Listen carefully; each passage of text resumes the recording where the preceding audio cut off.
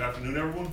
Welcome to the opening press conference of the 2019 season, which is the 120th of Mississippi State football. Certainly fired up for our fans to make the trip down to New Orleans for the opening game. Phenomenal city, great venue. Had the fortune of attending the Steelers-Saints game at the end of last year, which the Steelers lost, which wasn't great, and the Rolling Stones concert. So unbelievable city, lots of things to do. So hopefully our fans will make the drive down there on Friday. Get up early for the kickoff at 11 on Saturday. I guess getting up would infer that you went to bed the night before, so they can do that on their own, but we want them up, we want them ready to roll, we want them at the stadium for, like I said, the 11 o'clock kickoff. Even though Louisiana is the home team, this will be our first appearance in a neutral venue in the regular season since 2013 against Houston.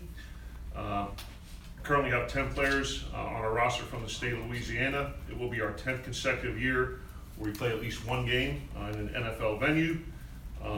We are planning a walkthrough at the Superdome on Friday when we get down there. Talking to some people from the Saints, about lighting and turf and things like that. We thought it'd be a good idea. We'll do our normal walkthrough here, but then get down there and just let the kids walk around and kind of get used to things. And you kind of have that Hoosiers moment where they took them into Butler Fieldhouse and the hoops were still 10 feet tall and all that stuff. So we want to have our Hoosiers moment there and make sure they're getting used to the dome. I want to talk a little bit about our team captains. In addition to Errol Thompson and Darrell Williams, who were selected at the end of spring ball, we had a vote on the 22nd for an additional offense, an additional defense, and additional special teams captain. The team selected Tommy Stevens as our offensive captain by an overwhelming vote. I think he had 3 times as many votes as any other offensive player on the roster. The defensive vote was a little bit closer with Brian Cole was selected as our defensive captain, and then Cody Schexner was picked as our special teams captain. And I think that also speaks to for Tommy, the belief that his teammates having him after only being here for a very short amount of time, for who he is as a person, his leadership capability, and his play. Certainly the same for Brian and Cody Schexner. I think you're not going to see a guy who bleeds more maroon and white, who is more positive, who has so much energy, and even though he doesn't necessarily factor a great bit in terms of on the field play, he's a guy that is a great team player, and I think he definitely earned the right to be a captain. So we're excited about that leadership. From a leadership council perspective, for the true freshman class, DeMonte Russell was voted by his teammates. For the redshirt freshman class, it was Aaron Brule and Fabian Lovett.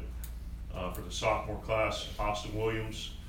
For the junior class, C.J. Morgan, and then for the senior class, it was Farad Green and Leo Lewis. So we meet with those guys every Sunday night, talk about uniform combinations, talk about the upcoming week of practice, talk about travel gear, odds and ends, anything that's on their mind that they think could help the team. So we had a great initial meeting with those guys last night. Began our prep for Louisiana on Friday, had our first practice, prepared for them. On Saturday, we had a situational kind of walkthrough, going through all kinds of things that may pop up during the course of the season in all 3 phases. Lasted about an hour and 15 minutes and got a bunch of real good work in. And then yesterday had a traditional Sunday practice where we got some more work, in on Louisiana. So, excited for the rest of the week and to get going. And some notes on Louisiana, obviously led by Coach Napier heading into his second year, 7-7 overall. He is the offensive play caller. They were the 2018 Sun Belt Western Division champions and played Tulane in the Auto Nation Cure Bowl. And they were selected to win the Western Division again this year. And Coach Napier has worked, for 2 of the greatest minds and most kind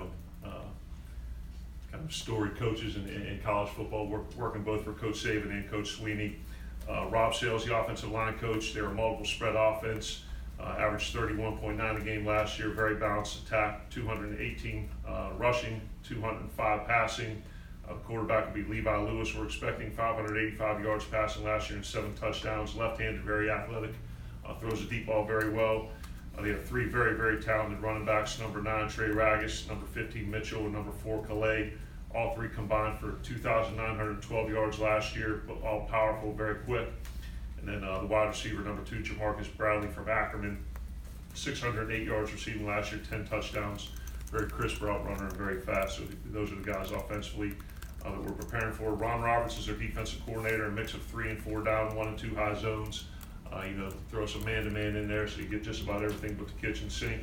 15th in the country last year in third down conversion percentage defense, along with forcing 15 turnovers. Chauncey Manick, the defensive lineman, rush in, kind of plays a little bit of a hybrid position. 47 tackles, 8 for loss, and 4 sacks last year. Very high motor with active hands. Farrad Gardner, the inside linebacker, number 7, 50 tackles, a TFL, 2 PBUs. Shows up in the big games. Played very well both against us and Alabama last year. And then defensive back Michael Jaquette, 47 tackles, 2 interceptions, and 11 PBUs last year. Long, athletic with good ball skills. Matt Powers is their special teams coordinator in his second year. Averaged 24 yards a kickoff return last year, which was 17th in the NCAA. Ray McCalais, the kick returner, averages just about 26 per return, which was top 20 in the country. We're expecting Stephen R.T., the kicker who was injured in 18, to be back this year. Lou Grozo Award watch list in 2017, 70% career on his kicks. And then Jamarcus Bradley is the punt and kick returner, 7 yards a punt return, long at 24 last year, and a long at 55 on the kick return. So serving Louisiana, a very talented team. And as you see in openers, a lot of it goes into turnover margin, a lot of it goes into special teams play, a lot of it goes into execution. You certainly entered a game with an element of the unknown, where just like us, they've had an entire season to kind of study what they do, find out what they do well, fix what they don't do well, and then look into other people. And that's something in the first game where you don't necessarily have a lot of game. You don't have any game film from this year where that element of the unknown is something you need to be prepared for. So we need to continue to have a great week of practice. I'm excited to get back on the field Tuesday and get it ramped up, and I'm excited to kick off the 2019 season. Questions? We'll get a mic to you. Let's go to Ben in the front. Coach, what's Willies injury status going into week 1? Willie? Yeah. Well, we still got a lower body injury. He's day-to-day. Tested out a little bit yesterday, and we're expecting to get back on the field Tuesday. So we'll monitor that. It's kind of been a lingering thing throughout camp, but he's feeling better, and I think we'll get him run around a little bit on Tuesday. With Keaton entering the transfer portal and things, what's kind of Keaton's status right now with the team? Is there any chance of a return back? Just kind of where does Keaton stand right now? Yeah, I love KT. He's a great kid, and certainly was involved in a very healthy and spirited competition, which unfortunately for him, he came out on the short end. And we met the day that we announced it with him, with he and Tommy, and then came back the next day and discussed his desire to put his name in the portal and explore his options. Myself, KT, and Coach Bronner met yesterday. We're scheduled to meet again either today or tomorrow and kind of see where he's at with that. But I understand that's part of it. The student athletes are exploring the different possibilities, and I think it's probably most common at that position. But we'd love to have KT back. We're going to continue to talk to him and see where it goes. And so at the end of the day, we made a decision that we felt was best for the maroon and white, for our offense and for our team. And KT's checking to see what he feels is best for him. And that's, when you look across the country at starting quarterbacks being named, and the next day or so someone going in the portal. So we got a quarterback from the portal. We'd love to keep one. We could potentially lose one, but that's the landscape of college football right now. Portal giveth, and portal taketh away. Obviously, you're familiar with Coach Tommy. What have you seen in his game compared to when you had him at Penn State to where he's developed to now? I've seen a lot more maturity and a lot more understanding.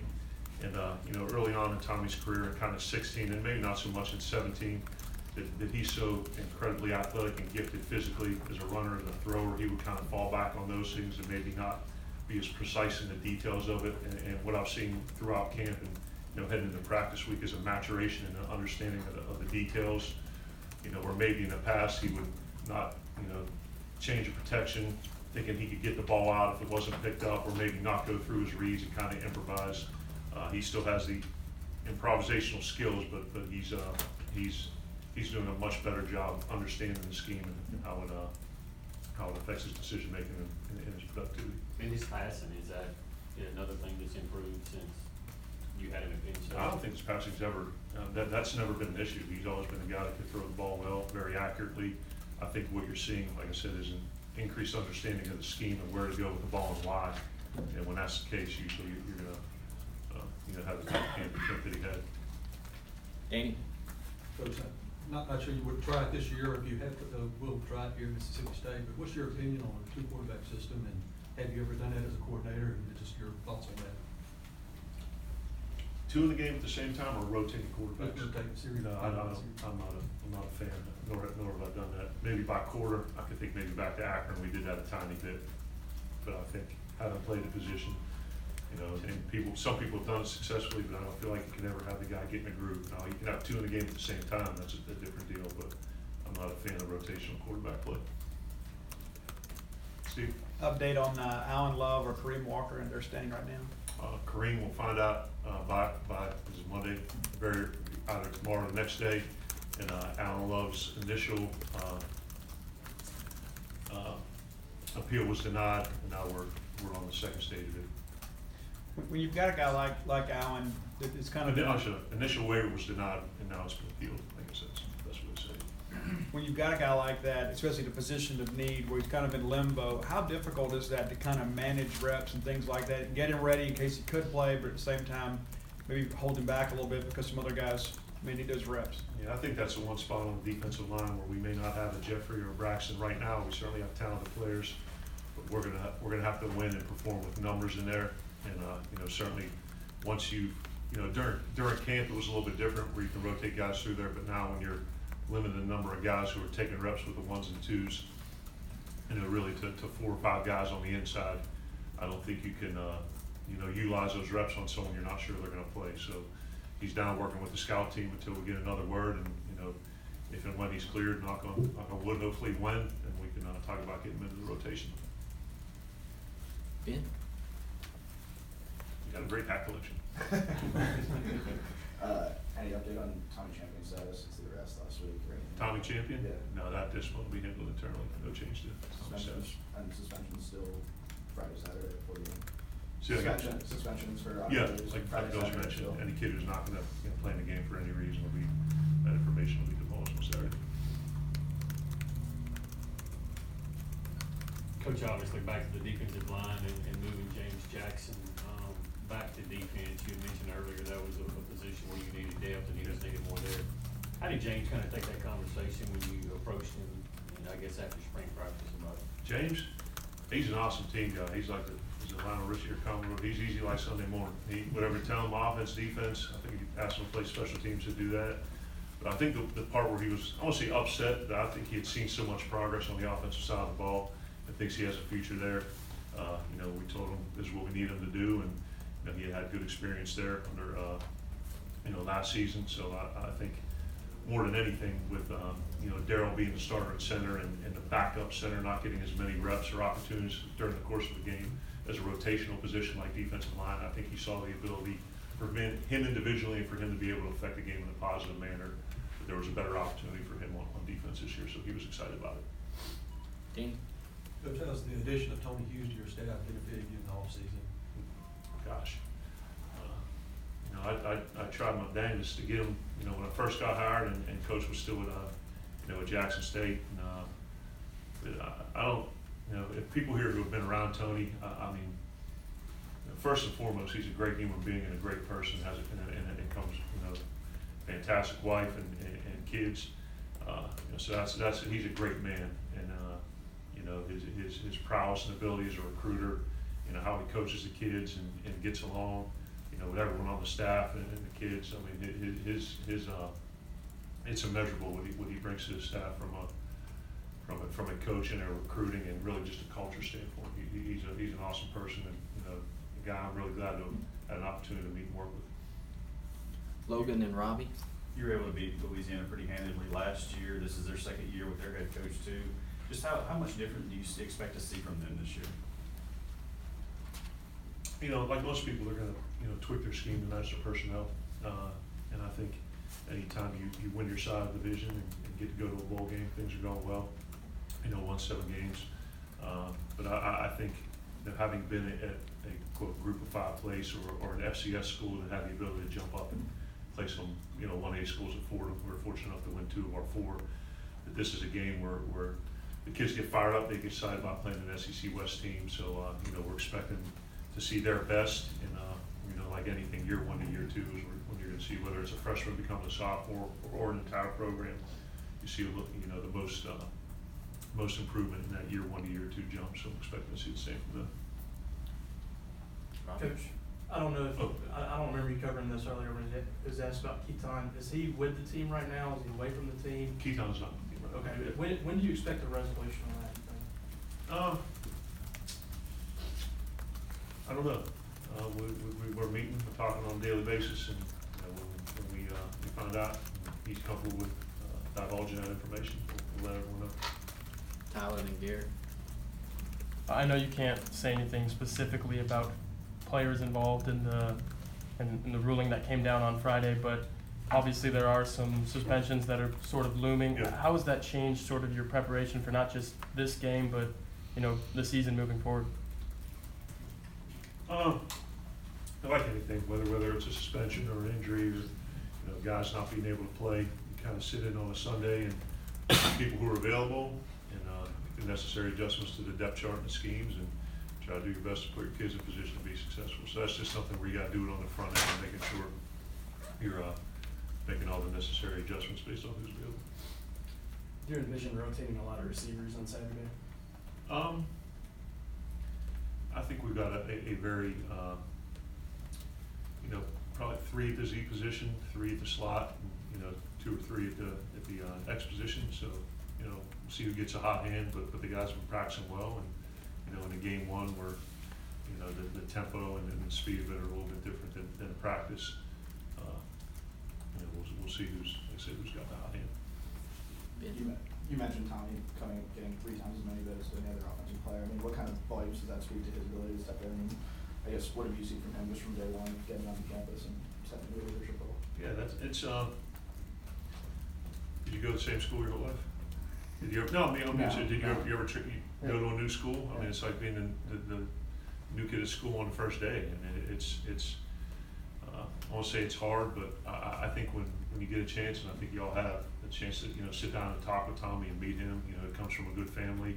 He's a very humble kid, but confident in his abilities, and as a guy that can get along with, you know, every type of player on the team. And I think that's what's ingratiated him to his teammates, that he came in and, you know, wasn't, you know, beating his chest and doing a lot of talking and saying, I would don't be one of the guys till you're one of the guys. And I think early on he let his actions, you know, through how he was working out and how he was doing the throwing with the guys speak for themselves. And I think once people got to know him on a personal level basis, he's a really laid back guy. So like I said, you know, for the team to think that much of him, to vote him a captain, and he's only been here since, you know, the summer. I think it speaks a lot for him and for his teammates and how they believe in him.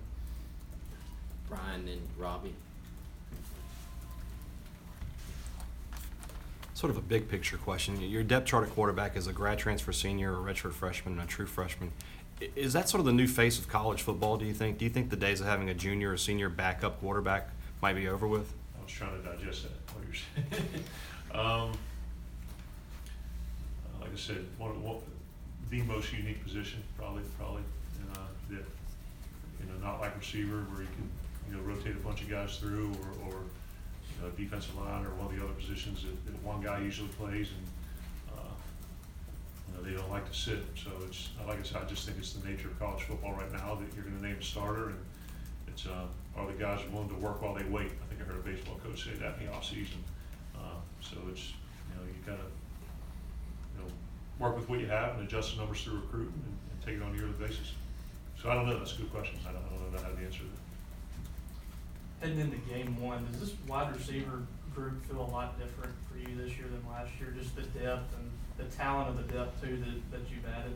Yeah, I think you look at, you know, the returners, you know, Cyrus and Steven both returning, Dedrick returning, Austin Williams, caught some balls for us last year. Malik Deer's been here a while.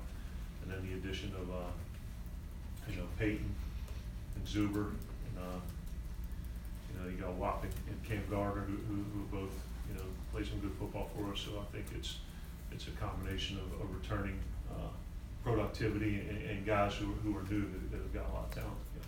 So I'd say it feels different. That, you know, that last year was more, you know, we weren't really anticipating outside of Steven, there weren't many newcomers who played a vital role.